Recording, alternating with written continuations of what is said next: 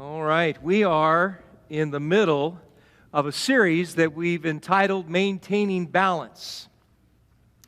And we're walking our way through 1 Kings, a little bit of story, 1 Kings 17, 18, 19. And we've covered how do you, and this is the subject, how do you maintain balance in life when things start getting a little crazy?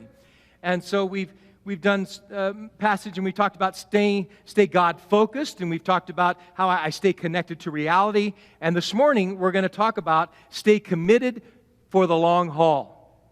Staying committed for the long haul. You've got your bulletins inside. There's an outline. You can kind of follow along as we go. This week, as I was scrolling through my news feed, and one of the stories came up, and there was a guy there. His name is Carl Grove. I don't know if you saw it, but the title was 4 Life Lessons from a 91-Year-Old Cyclist. That got my attention. I'm going to read that. And so I picked it up and looked at it. 91 years old. They showed him in his bike shorts with, I don't know if you like that or not, but that wasn't all that. 91 years old. Now here's the story. The guy, he's been riding, he said he's been riding his whole life, but he really didn't take it seriously until about 10 years ago. All right, now you got it in your mind, right? He is a world record holder. Multiple. Let me tell you what he just did. He set 2 world records just recently. One of them was the best hour performance. Okay, they get him on a speed track, if you've ever seen it. Speed track. This is a 91-year-old man. He rode 21.44 miles per hour to set the world record. Now, I used to ride.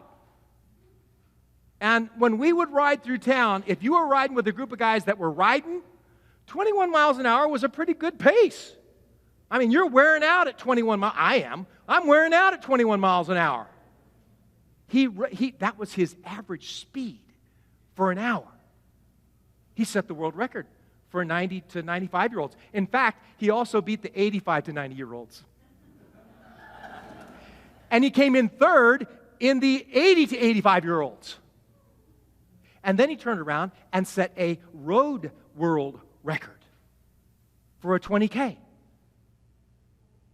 And he started when he was, what did I say, 94? So he's 80. He was 83 years old when he started getting serious. Anybody here want to get serious? Serious. How do you do this for the long haul? How do you get in it for the long haul? By the way, his 4 secrets, in case you want to know. He said, be aware of the beauty around you. Hang out with younger people. He rides with a group of young men. That's how he said he did it. Just keep pedaling. There's good advice. And then he said, I don't care what you do, just do something. Not bad advice for a guy who's 91 years old. Got your Bibles? Here's the context. 1 Kings chapter 18.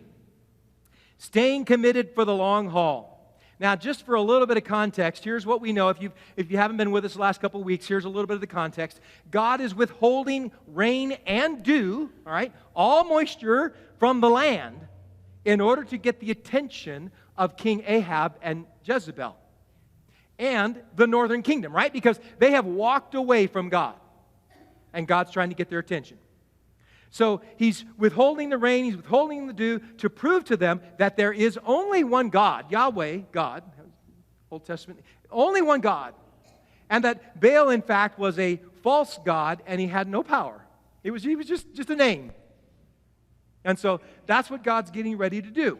Now, Elijah tells King Ahab what's going to happen, and ever since he made that announcement, went to the king, said there's not going to be any rain for 3.5 years until I say so again, until God does this thing. And then it says that he goes and he hides because this is going to be long and ugly. This is not going to be good. So that's kind of where the story picks up. So Elijah is in this thing for the long haul, all right? Verse 1, 1 Kings chapter 18. Now it happened after many days that the word of the Lord came to Elijah in the 3rd year, saying, Go show yourself to Ahab, and I will send rain on the face of the earth. I said in your outline, if you're going to stay committed for the long haul, you need to be patient. Be patient. You know, we're all about speed, right? We, as a general rule, we're not very patient. We like fast food, fast internet, fast computers. We like to watch, if you like the Olympics, you know what one of your favorite Summer Olympic things is? The 100-meter dash. Why? Because it's fast. Anybody like watching the marathon? The only people who like watching the marathon are marathon runners and their family. Did you ever hear the commentators? Yes, he's still running. And they clip over, now let's go to the first mile. They're still running. Look at that, he's running. 2.5 hours.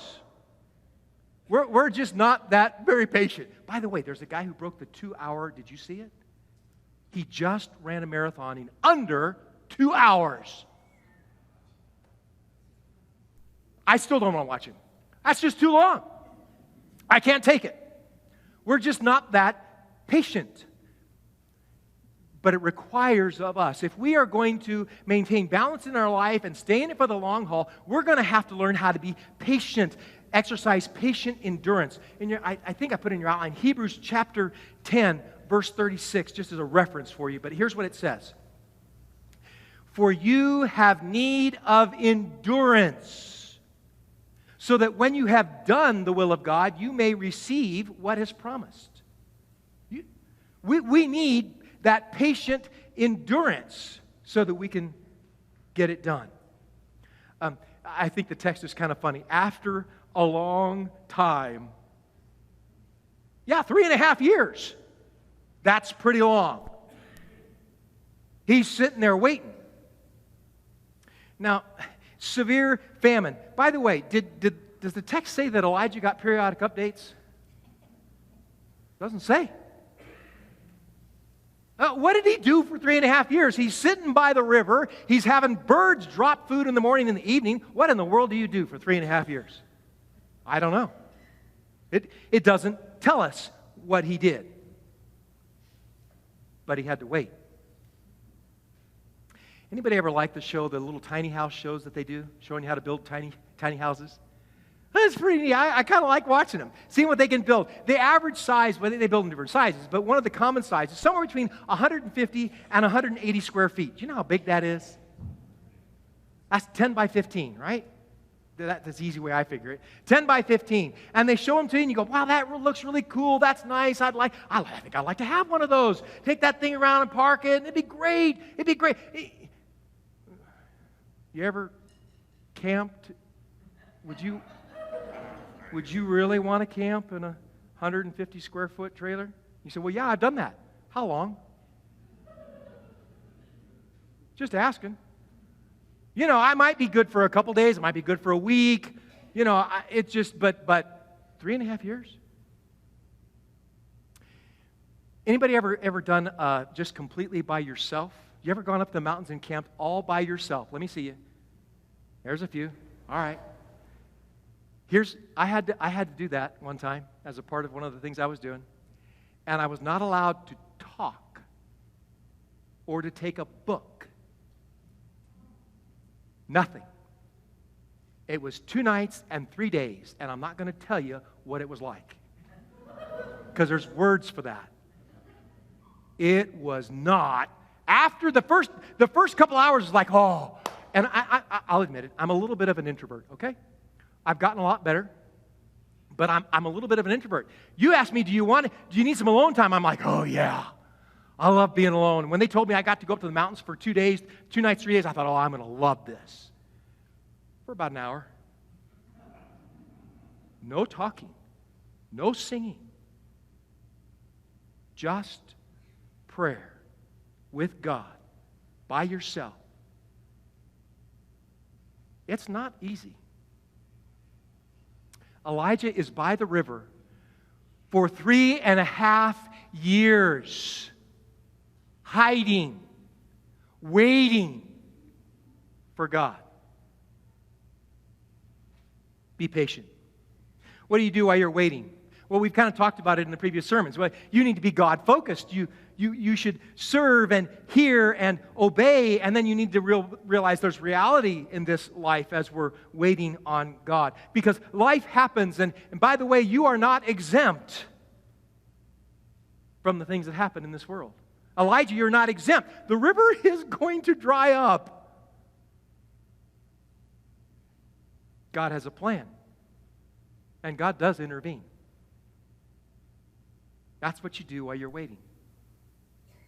God shows up, God speaks, Elijah goes. He says, go and present yourself to Ahab, and I will send rain. Go, obey, and I will show up. And if you'd have been Elijah, you might have gone, can I get a few more details? It's a little sketchy. Go, show up, and I will send rain. Life is a never-ending faith journey. God is always moving your faith journey forward. Always. There's no finish line. You don't get to just say, okay, I'm done now. I ran the race. You just keep going. Elijah, just keep going. Look at verses 2 to 4. So Elijah went to show himself to Ahab. Now the famine was severe in Samaria. Ahab called Obadiah, who was over the household. Now Obadiah feared the Lord greatly. For when Jezebel destroyed the prophets of the Lord, Obadiah took 100 prophets and hid them by 50s in a cave and provided them with bread and water. I said in your outline that you also need to be obedient. Be obedient. God speaks and Elijah goes. Now, Obadiah, it tells you in the story that Obadiah protects and provides for God's prophets. And by the way, without any specific command from God, the text doesn't say that God told Obadiah, hey, Jezebel's trying to kill everybody, go out there and hide the prophets and feed them. It doesn't say that. It just says Obadiah did it. Now, does God need to drop meat and bread from the sky in order for us to know what is right and wrong? How did Obadiah know what was right and wrong and what he should do and shouldn't do? Did God have to drop it down for him so that he would know too? I did enjoy this last season, and I haven't watched it now, and I missed a season 2. Show they called it, it came on, I don't even know if it's still playing, God Friended Me? Did anybody see that? I actually kind of like the show. It was kind of a little weird, but it's this whole idea that God sends these texts and emails to this guy to tell him what to do. And he thinks it's a joke. But then he finds out, this is really weird. Does God have to send you a text or an email so that you know what to do? Obadiah, you don't get that. He just knows that this is what he should do. And he intervenes, and by the way, at great risk for his life, because he's the servant of the king and Jezebel. Several years ago, 2015, there were 5 men on a train from Amsterdam to Paris. Remember that story? And terrorists. And those 5 people had an alertness and a quick reaction, and they did what was right and necessary regardless of the cost. They knew it. And they reacted, and they saved people's lives. Throughout history, there are stories of people who commit to doing the right thing regardless of the risk to their lives. Now, you and I, we may not face terrorists or the horrors of prison camp, but we are faced with decisions every day that require our awareness and quick, obedient reaction. Obey. Go tell Ahab it's time. And he gets up and he goes. 1 Corinthians chapter 15, another verse there that you can look up. Verse 58 says, "Therefore, my dear brothers and sisters, stand firm. Let nothing move you. Always give yourselves fully to the work of the Lord, because you know that your labor in the Lord is not in vain." No matter how long you got to do it. It's not in vain.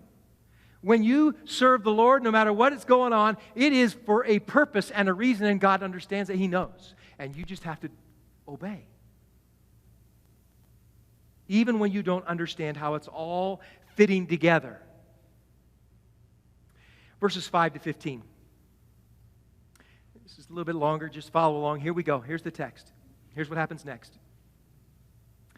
Then Ahab said to Obadiah, "Go through the land to all the springs of water and to all the valleys. Perhaps we'll find grass to keep the horses and mules alive and not have to kill some of our cattle." So they divided the land between them to survey it. Ahab went one way by himself, and Obadiah went another way by himself. Now as Obadiah was on the way, behold, Elijah met him. And he recognized him and fell on his face and said, "Is this you, Elijah, my master?" He said to him, "It is I." "Go, say to your master, behold, Elijah is here." He said, "What sin have I committed that you're giving your servant into the hand of Ahab to put me to death? As the Lord your God lives, there is no nation or kingdom where my master has not sent to search for you." And when they said, "He is not here," he made the kingdom or nation swear that they could not find you.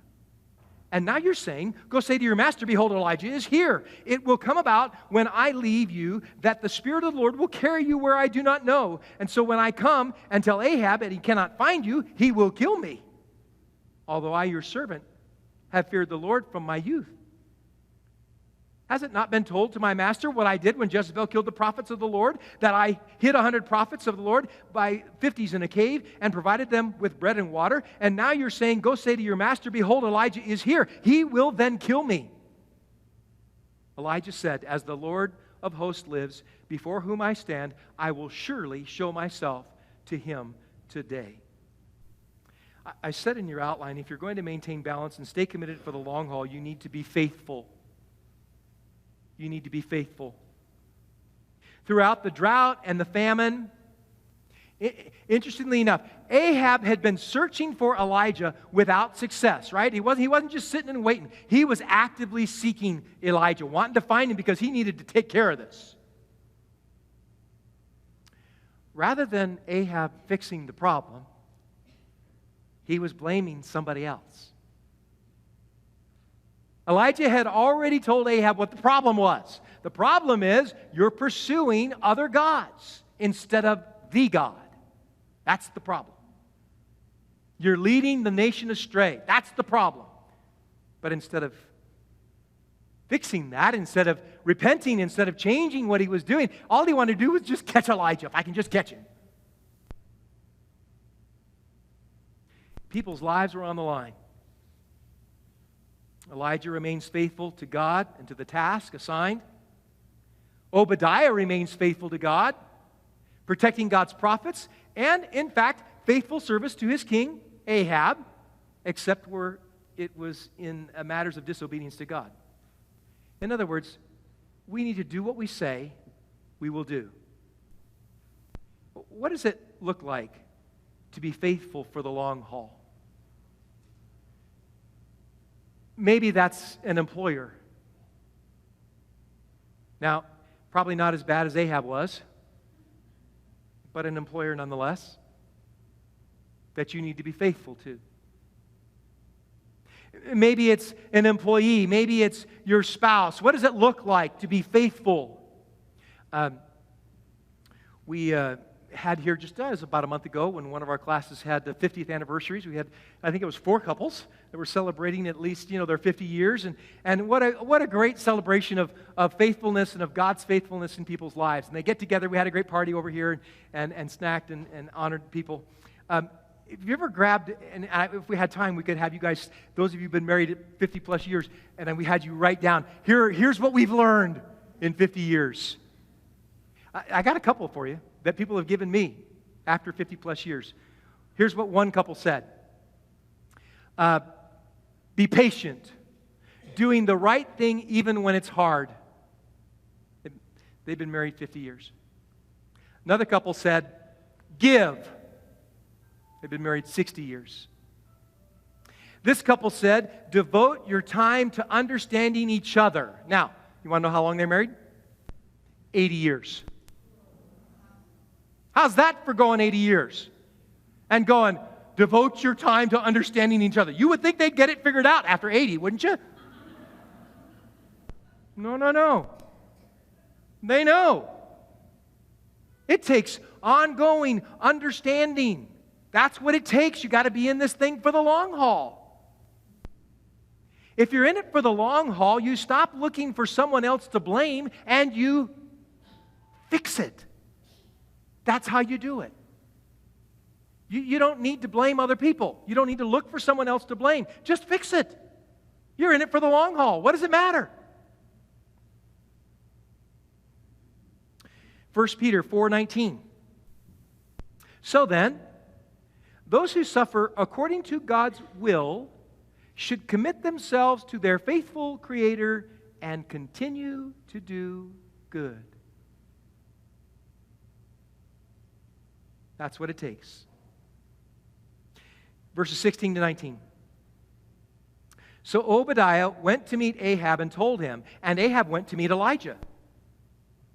When Ahab saw Elijah, Ahab said to him, "Is this you, you troubler of Israel?"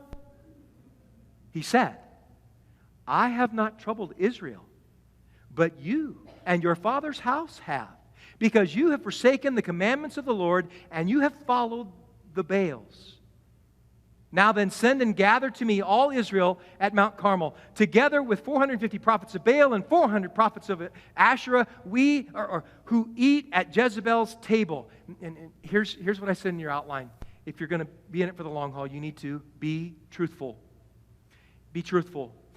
Elijah doesn't sugarcoat the truth. He says, you've abandoned the Lord's commands and have followed the Baals. It's pretty clear, pretty simple, straightforward, plain. By the way, what you don't see, he's not vindictive, Elijah. He's not vindictive. He's not slanderous. He doesn't call Elijah a bunch of names. He doesn't say, you're a yellow belly, no good. He doesn't do that. He just, this is the way it is. You've abandoned God. You've followed the Baals. 4 years ago, my youngest daughter went to her first day at high school, right? A big day. We get the picture, and she's going to high school, and we're so excited. She comes home from school that day in high school, and we ask her how her day goes, and she goes, "Well, I went into a class and met my teacher, introduced myself, and he said, 'Is your dad Bruce Ford?' Yes. He said, 'I know your dad. I saw him on TV.' He meant all of the interviews. I guess I haven't told you this. We had a little thing that turned into a huge thing up in where I was previously. And I made a comment. I spoke. I did a speech. And it got on the news. And I got interviewed every day for a couple weeks. And I had this. So as my daughter's telling me this, 4 years after I had done that, I had a panic attack. I thought, I said, "What did I say? Remember what you said. Were you clear? Were you plain? Were you simple? Were you honest? Were you?" And I'm kind of panicking because I'm not sure. I hope I was. Was I vindictive? Was I slanderous? Here's the deal. Am I in this for the long haul? Are you in this for the long haul? How does that change how you handle yourself? How does it change how you handle your spouse? Are you in it for the long haul? If you are, it affects how you handle your spouse. It affects how you handle your children. You in it for the long haul? It matters. Your neighbor? Oh, he's just my neighbor. You in it for the long haul? Your friends, your people at work, your school. So I didn't learn my first lesson, so I went down to TUSD this last week. And not that it went badly up there. Actually, it needed to be done, and things happened, and it all worked out fine. It really did. And TUSD had gone through this thing, and so I thought, all right, I'll go down and speak, and I did, and I asked a bunch of people here to pray, and you did, and I appreciate that. And and I got to church this morning, and they said, well, Pastor, you were on the news, on the radio. This time I was off the script, so I knew exactly what I said. It's important what you say, and how you say it, and when you say it, and to whom you say it. Be truthful, because this is not going to be your last conversation. This is not going to be your last point of contact. You're not your last phone call. We need to be patient. We need to be obedient to God. We need to be faithful. We need to be truthful. All of that is a part of maintaining balance and being in it for the long haul, because that's not the last conversation we're going to have, is it? You need to put yourself in a position where you can continue to serve the Lord and honor Him and impact the culture and to help your neighbor. Okay, this is not in my notes. We prayed about it this morning because we were in our morning prayer, and it came. I remembered all of a sudden. I'm praying for a particular young lady right now. I've been prayed for her this morning. Here's why. Last night, yesterday, I just found out that a couple that we had been working with for, I don't know, maybe 5 years, 5, 6, 7 years. We've known them, we've gotten to know them, loved them. My daughter has played volleyball with her daughter. We've gone on trips together. We know each other. We're great friends. And out of nowhere, we go to this, we go, I'm going to get late. Here we go. We're here at this tournament, and I'm sitting next to the dad because we haven't seen him in a while. And we're talking about it, and we're talking about what's going on. I'm asking him, he's doing great. He's going through life, and all that kind of stuff is happening. And he goes, let me introduce you to somebody. And he introduces me to her boyfriend, new boyfriend. Nice to meet you, blah, blah, blah, blah, blah. I get home that night, and I find out, and Lori says, you're never going to guess what just happened. I said, what? She goes, that boyfriend? He goes to church up in where we are. Now, this is a family that doesn't go to church, right? She's been going to church with him every week. And it's one of a really strong, wonderful. I can tell you this. It's on camera, isn't it? It's a great church. And you know the pastor. She's going to meet Jesus. She is. She's been going to church with him every week. She met him when she started going to this new college. She's a freshman, and she started playing, and she met him. God brought him into her life. Their family's going to meet Jesus. Be careful what you say and who you say it to and when you say it, because it is not going to be the last conversation you have. And you need to introduce them to Jesus. That was completely out of my notes. All right. We'll cut to the end because I went over. Be truthful. Obedient. Faithful. Patient.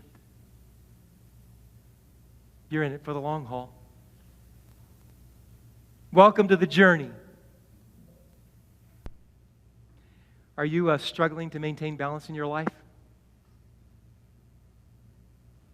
Are you in it for the long haul?